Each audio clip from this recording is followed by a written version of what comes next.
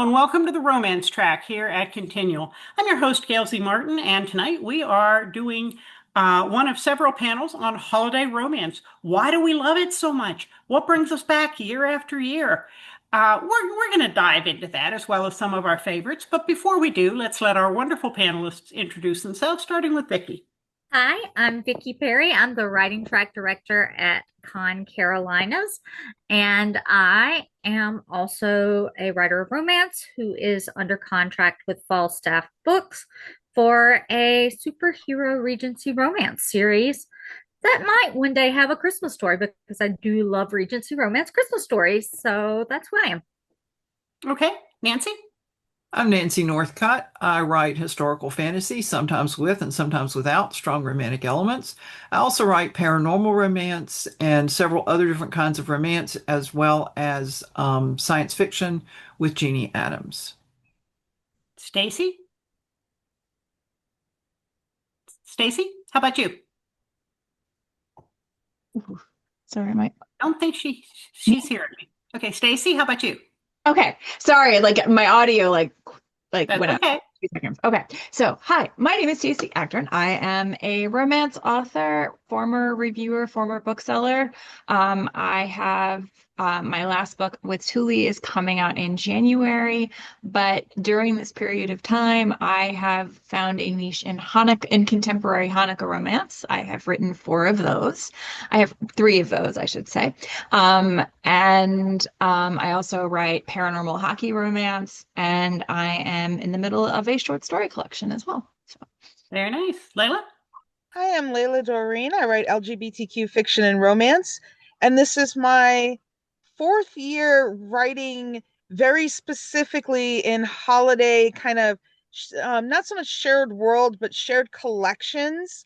And so I have done the A Little Christmas, I've done the Daddy for Christmas, and then this year I decided to branch into the paranormal fun of it all and do Snowed In for the Holidays, which is um, Alpha Omega, Fated Mate, Shifter Human books.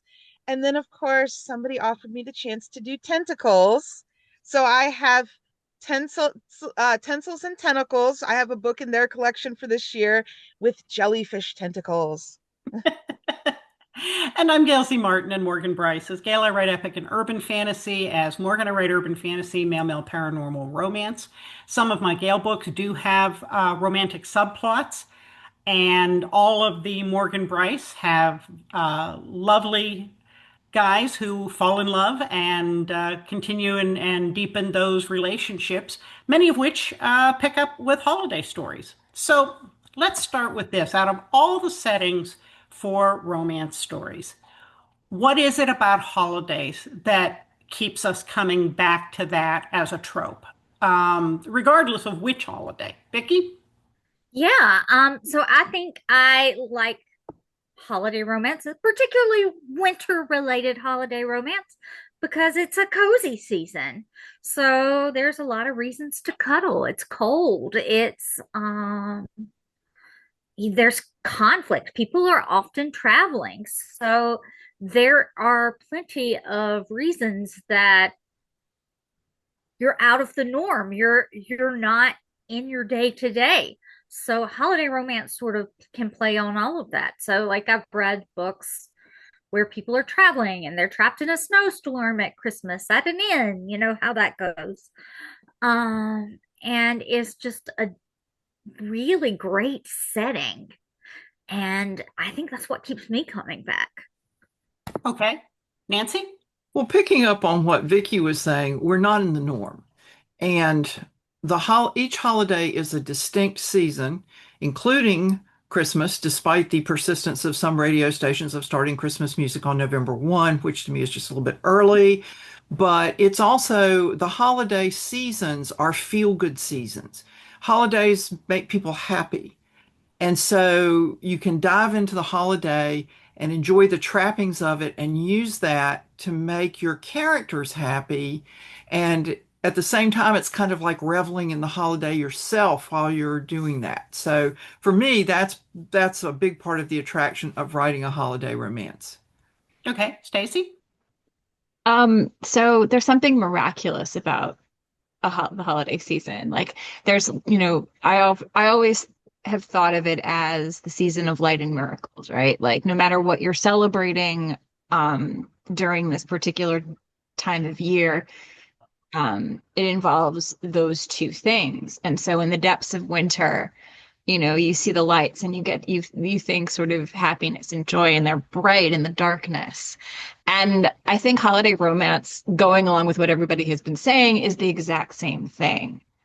It's going to end up happily full of light and joy. The question is how you get there, whether it's a family celebration, a town celebration, people getting together who haven't seen each other in ages. Like, that something is going to happen, and in this sort of bright, beautiful, and miraculous way. So, Okay, Layla? I've had Christmases where you've been able to go to the beach and go swim. Hold on one.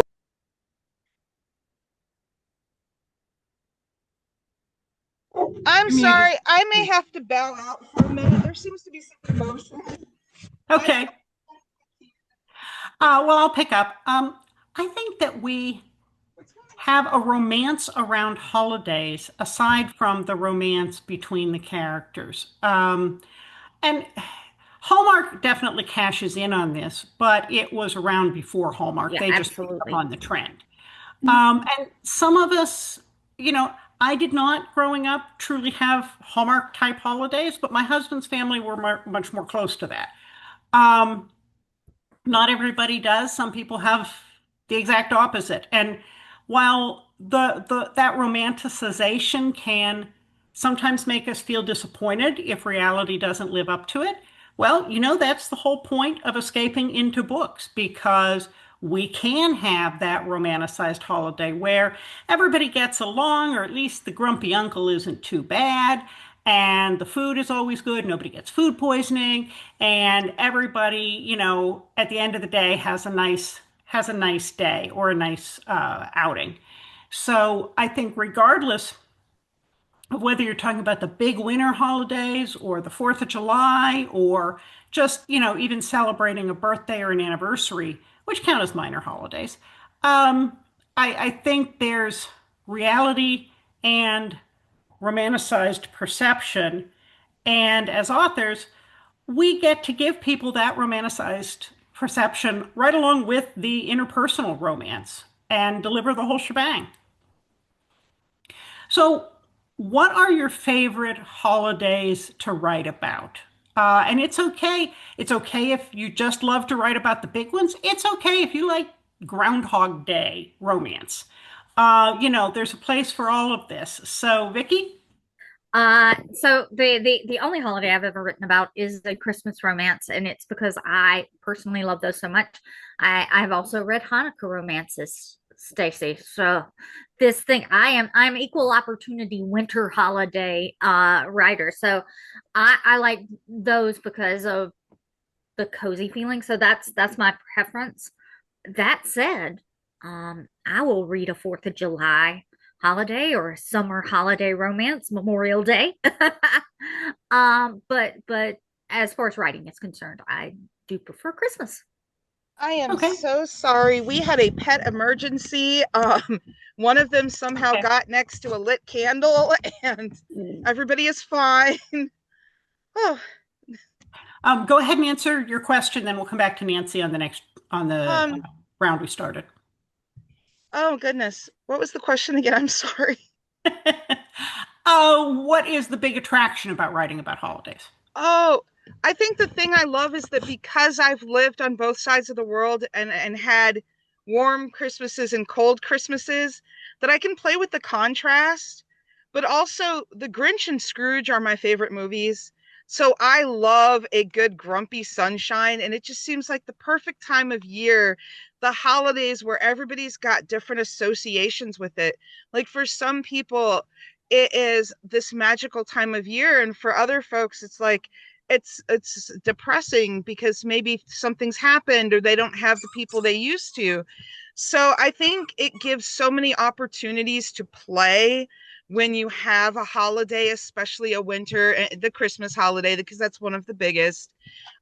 There's so many opportunities to play with it, but also play with it on different sides of the world. I've got 2 this year that are set on islands and 2 that are set in snow. That works. So the next question was, which holidays do you really love writing about? And we did Vikki, so Nancy is up.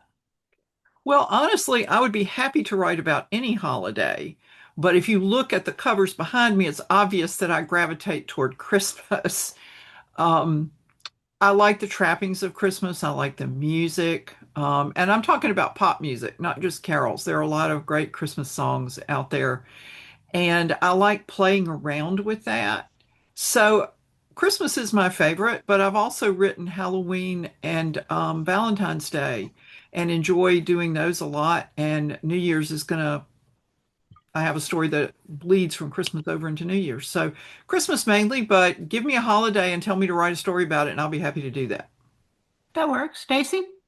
So, um, we were talking earlier about the idea of like the hallmarkization of holidays and like that sort of that perception. And one of the things that drove me into writing Hanukkah was I wanted people to kind of have those moments with the holidays that I celebrated. Like I read everything, give me Christmas, give me, Christmas books were my guilty pleasure for a really long time. So it is kind of no surprise that when I started to actively write like romance in the holidays, I gravitated towards Hanukkah because some of the things about writing Hanukkah romances are very similar to writing Christmas romances.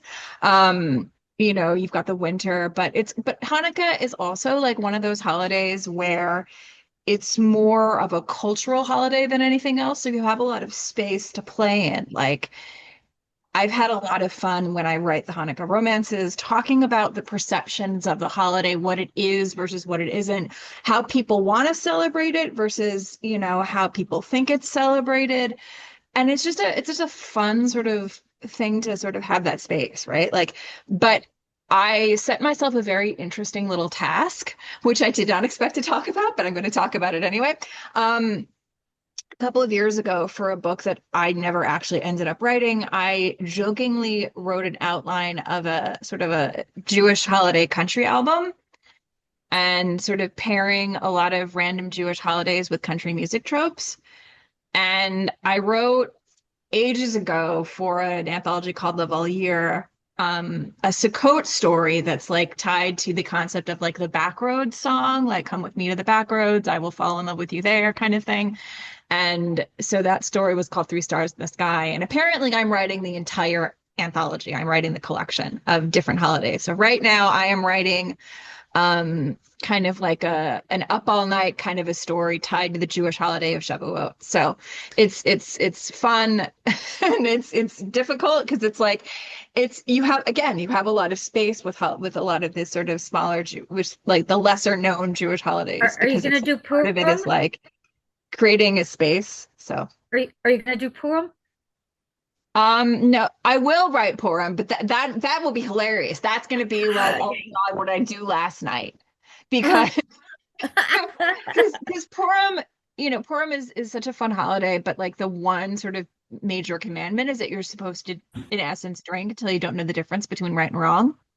So like that's kind of like someone will wake up on the morning after Purim and go, oh my God, what the hell just happened to me? Like what happened? And the story will kind of be around that. So like, where did I put my clothes? What happened? Oops. So Layla? Well, I have written Christmas and into the new year, a lot of Christmas. I've done a Valentine's. I have a Halloween planned, which is actually part of my. I did one for Christmas, and in the same friend group, I did Valentine's Day, and then I've got the 4th of July one for the middle of summer. So I still have the Halloween book. I just didn't get to it this year. It's been a busy year. But the one that I've been dying to get to that I could just see becoming some kind of a series is St. Patty's Day. I want to have fun with St. Patrick's Day and all the green beer and shenanigans that it will entail, and mornings after of uh, there's a leprechaun's footprint on the side of my face type deal. Like, I Uh-oh. want to play this in a way where it's going to be St. Patrick's Day, but paranormal, and all the fun fairy leprechaun brownie things that can be done with that. But I have to finish some of these other projects before I can get to that one. I've done stories and books that have included Christmas romances, Thanksgiving, Halloween, um, Fourth of July. Um, what I realize I really want to do is a shifter romance around Groundhog Day, because I just think that needs to happen. And I'm from a corner of Pennsylvania that includes Punxsutawney, which is, of course, the home of Punxsutawney Phil, the famous groundhog. So at some point I will come up with a story to do that. Um, but it's um, it's interesting dropping different sets of characters into the holiday because they react so differently. I'm currently writing 6 series in my Morgan Brice books, and they're ongoing, following at this point 6 different couples. And their holiday experiences and expectations and histories and traditions are all so different that it's fun getting to know the characters through the lens of, well, this holiday is coming up. Are they looking forward to it? Are they dreading it? Do they want to change something? And that kind of leads me into the next question, which is, how do you write multiple books about holidays and keep it fresh, not let it sound like the the last holiday book that you wrote, or the last thing somebody saw on Hallmark? Vikki? Yeah, well, I'm going to tell you, I'm going to give you my true story. Everything could be all the same, and I would still read it because the characters are different.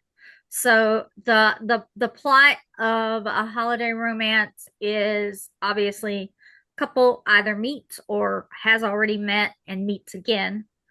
Couple has something happen to them, maybe his Christmas tree farm, because I have watched my fair share of Hallmark movies with my mother. His Christmas tree farm is going to go under and they need to save it. And she's a business consultant from the city, returning to her hometown, whatever it is. And so then it ends in happily ever after the conflict is resolved. So I like to say it's a formula, but it's a formula that works. So you just change up the elements of the formula.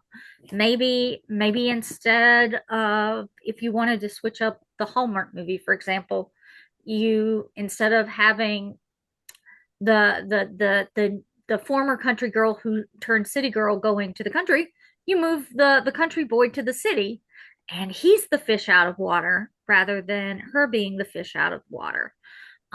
So you play with different elements to see what can be done slightly differently. And maybe you have like you were talking about the St. Patrick's Day fantasy element. Maybe you have um a leprechaun being Cupid, for lack of a better word, for a couple. And Valentine's Day you play with, maybe you set it in Chicago in the 1930s. I don't know. So you just you sit there and you get your little map out, and you map out what the elements should be, and then you play around with how can you change them up. Okay. Nancy, how about you? It looks like at least some of the time you throw spies into the mix. I do throw spies into the mix, and that was, for those who don't know, those stories were part of a series that Gail and I both participated in, where the romance is set in an imaginary English castle. And the series isn't available anymore, so we've all packaged our stories and done other things with them. For Christmas, like the top two, Magic for Christmas, Magic and Mistletoe, and the Magic Christmas Guy, both take place in my imaginary town of Wayfarer, Georgia. But they look at different ways people celebrate the holiday within that community. And like Vikki was saying, the characters are different. Like in Magic and Mistletoe, it's a Beauty and the Beast story.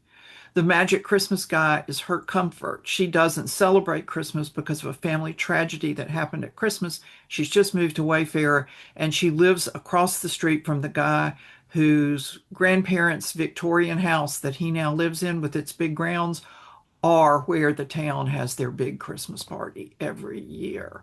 And so that was it's kind of a hurt comfort story. And then I sprang away for Gigi's Magic Christmas. That one actually takes place in Texas. And the heroine, they're all part of the same magical series, but I thought, when people say Texas and you have a Hispanic heroine, a lot of people think probably Mexican heritage. But I have a friend who's Cuban, and so I thought, well, these people are going to be Cuban instead of Mexican, and that followed. She helped me with what Cuban dishes are popular at the holiday. So you can play with the food too, the characters, the way they celebrate, the food, and the spies all had somebody they had to catch in the story, but it was a different kind of chase. The Christmas story on that one is forced proximity and co-workers to lovers. So different motifs. Just if I start reading it and go, I recognize this.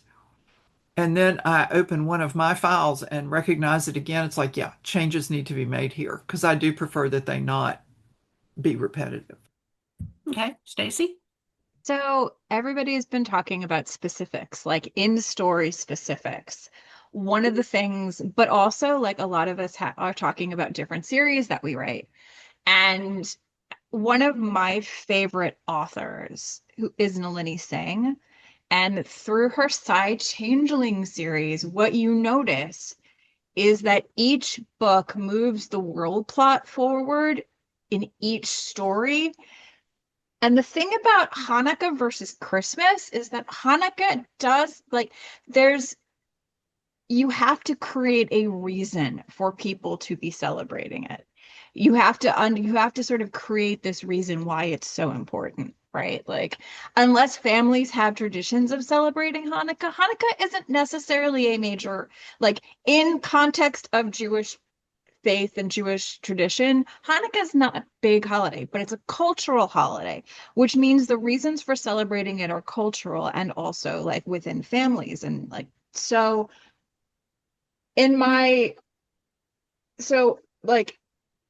what I did with the books that I've written so far is I've played with the idea of, okay, so there is a festival in this small town. And the story is about saving the festival, in the Hanukkah festival, from becoming a holiday festival in the small town in book one. That is going to have repercussions in the next town over, because once you have a functioning festival, in a small town, what happens? More people show up. Mm-hmm.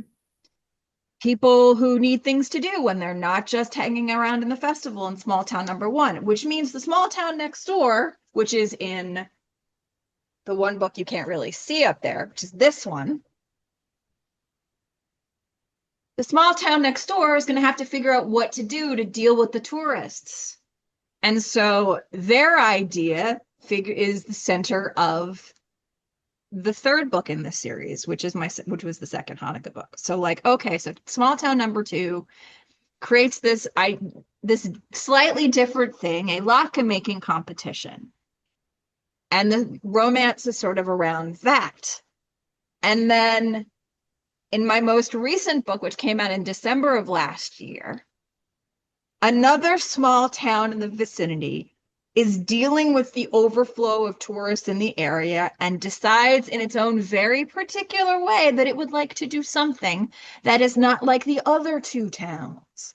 And so how does that work? And the story in that book is the mayor and the fixer who's come to fix the issues that the outside group who's come in to help the small town plan its festival. So it's change the different towns, see the overflow effects in the three different towns in the same world, see the characters interact, how they all feel about it, and how everybody falls in love in the middle of this preparation process. And like, you have to have that balance. So in essence, like basically so that's the long answer. The short answer is think about your world. Think about the implications of the events that you're creating with whatever holiday event that you're putting together. And then go ahead and sort of watch these events as they affect the people in the town, in the area the people that exist in the world that you've created on that larger scale. So, Okay. Layla?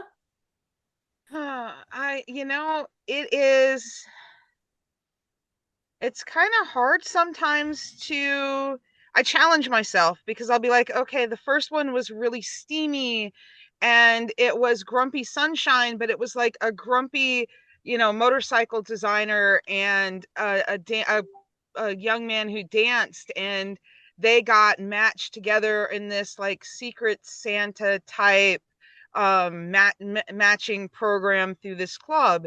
And then, in the other book, it was this businessman and this musician, and this musician's that's playing on the corner, and they're kind of like, he keeps getting moved to a different corner. And, the guy, the businessman is kind of a grump. And so he's kind of like, oh, good, because I didn't want to hear any Christmas carols, this year, blah, blah, blah. But then he keeps running into the musician places and gets to know him and is like, no, actually, I want to hear more. So the day he's not out there, he's like freaking out about it. And that was like, that's where I went year one. And now I'm at year four going, I have to like make 4 different books this year, completely unique. So that was where I was like, okay, the snowed in the cabin. This is going to be fun. They're celebrating Yule and not Christmas. We're getting into the carving of the log. We're going to do the whole storytelling aspect where, especially since it's a getting to know you book, 2 of the shifters, they know each other. They don't know the human. So the storytelling is part of their bonding, but also part of their evening of sitting around the campfire. And like, instead of exchanging gifts, they're exchanging stories. And, if those who know the old storytelling traditions of how they would go on and on and on and for hours, late into the night, that's kind of what I set out to do. So they had like all their cocoa and their, all their stuff for refreshments so they could just sit around this fire while it burned and talk. My other ones are surfers, so like keeping them fresh and just pulling elements of all the things I love, going, okay, how can we hodgepodge these together this year so that each and every story has completely unique characters, completely unique setting.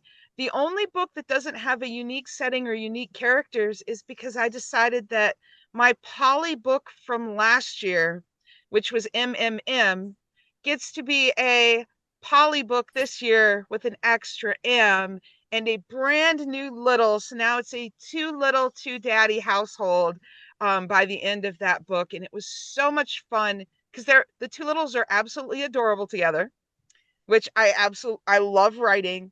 And then one was a musician, and this has been my year for like rockers and musicians. So getting to play with the holidays and my rockers and the fun of like doing more poly stories. I did 1, 2, oh my gosh, I did about 5 poly stories this year. So that's been so much fun. Um, I think some of it is changing up the holiday and the location. Some of it is also looking at the reactions of the particular characters to the holiday. So, my Badlands series is set for the most part in Myrtle Beach, and the names all come from Bruce Springsteen albums because one of my characters is a huge fan of the Boss. So if you're trying to put together why the titles, they're all Springsteen albums. And Lucky Town is the Christmas novella. And this is Simon and Vic's first holiday together. They go up to visit Vic's huge Italian family in Pittsburgh. Simon is an only child from a very quiet and reserved family. Didn't draw at all from real life for that book. And so you've got the relationship dynamics there of Simon kind of being like, well, I know Vic loves me, but how am I going to do with Aunt Margaret? And, what's the family going to think? And oh my gosh, this is noisy. uh, because it's not at all what he's used to. Everybody opens their book presents and then goes and reads, not what, is happening with Vic's family. And then, of course, there's a murder and a suspect and ghosts and all of that on top of it. Um, but playing with that dynamic on how does a relationship um, how does a relationship get stressed over the holidays? What do you find out about your partner? What concessions and accommodations do you need to make? How do people react to a holiday based on their upbringing and their past experience? And how does that kind of influence what they want to do for the holiday and maybe the lens through which they see it? So that's all particular to the couple having the holiday, whether it's Halloween or Thanksgiving or Christmas. And it's a wonderful excuse to really kind of get inside the characters' heads and inside their relationship and learn something new about them and their connection as they learn it. Because if you think back to your first holidays with your partner, it's amazing any of us survived. They, they're a big deal for those first couple of years. And then there's the year you bring kids into it if you have kids. And then, it's constantly changing. So I think if you look at those relationship dynamics and family dynamics, um, that gives you a lot of territory to explore in a holiday setting that brings you closer to the characters and deepens their relationships. So as we're coming to look at the end of our hour together, what holidays haven't you written yet, but you would like to write? Or which ones are you maybe working on, but haven't quite brought out yet? Vikki? Well, we talked about it earlier. I think a Memorial Day to Labor Day kind of summer romance holiday could be fun to write. What happens if is the game I like to play when I do that. So maybe a summer romance book. Okay. Nancy? 4th of July and Thanksgiving, because they're very different and the celebrations are very different, but they're both a lot of fun. Okay. Stacey? So I'm currently writing Shavuot, which it's set at this kind of, how do I describe it? It's like a late night series of classes and then a service like celebrating the holiday. So it's like it's wild. It's also the holiday of cheesecake. But I would love to write a Purim story. The idea of actually, I've written a Galentine's short, but I'd love to actually write a Valentine's Day story. That would be so much fun. Yeah, and I've got a whole series of stories that are laid out for me holiday wise. So I'm excited. It's gonna be Okay. fun. Layla? Definitely Halloween and St. Patty's Day. I was just sitting here thinking and realized, oh, I did get a big Thanksgiving scene into one of the homecoming books that I did a few years back. It was Second Chance. So I think I am down to just St. Patty's Day and Halloween that I really want to cover. I'm not a big Easter fan, so unless I have a character who wants to hide some eggs, or I could play with that in the shifters too. Don't Do a give me any star. ideas. Yeah. Those bunny shifters. Yes. Oh, Well, Nancy mentioned the series that is now out of print and has been, reverted to the authors that was set in a castle in for a number of different holidays. And so I've had fun getting those stories back and, dealing with several of the different holidays. And I've had reason to do a number of Halloween stories for special collections and giveaways and book funnels and things like that. There's always another Christmas story you can write. So that, there's definitely territory there that I haven't broached even just with Christmas. But, I really do like the idea of that Groundhog Day one with a groundhog shifter. I think that's got some possibilities. So, what are you working on now? Do you have a new recent or upcoming book, and where can we find you online? Vikki? Well, I am still working on revisions for the book that I've been working on revisions for far too long.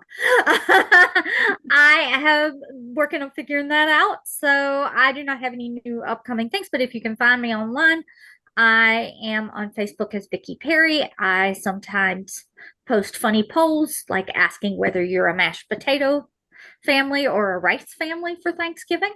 And I also write under the nom de plume admin V on the Sons of Liberty Facebook page, and that's where you can find my political content. I saw your post about the potatoes versus rice. I thought people were going to come to blows. I mean, people Yeah. felt really passionately about that. I was surprised. Just food, people, don't throw it. Nancy? Well, you can find my website at nancynorthcott.com. I'm at Nancy Northcott in some form of that on all social media. My most recent release is Spies for the Holidays, which is from that series that Gail and I were talking about. And the books are Halloween/Bonfire Night, because it is, after all, set in the United Kingdom. And frankly, I think Bonfire Night is wonderful. People stand around a giant fire and they drink and they eat these things called parkin cakes. What could go wrong? I think we should have that here. And then Christmas and Valentine's Day. And I'm working on White Lace, Holly, and Magic, which is a sequel to Mage's Nemesis, one of my paranormal Light Mage Wars romances. And that should be out December 16th. Okay. Stacey?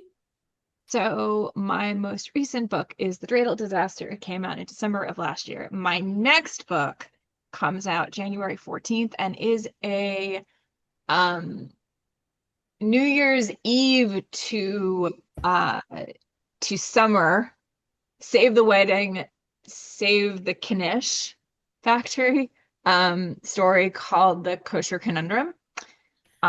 We blow past a bunch of holidays in that book, just like the first one in the series, but a mitzvah mistake. But they are existent, and we do talk about them a little bit. You can find me pretty much anywhere. StaceyAgdern.com is the website. Stacey A. Agdern on Facebook.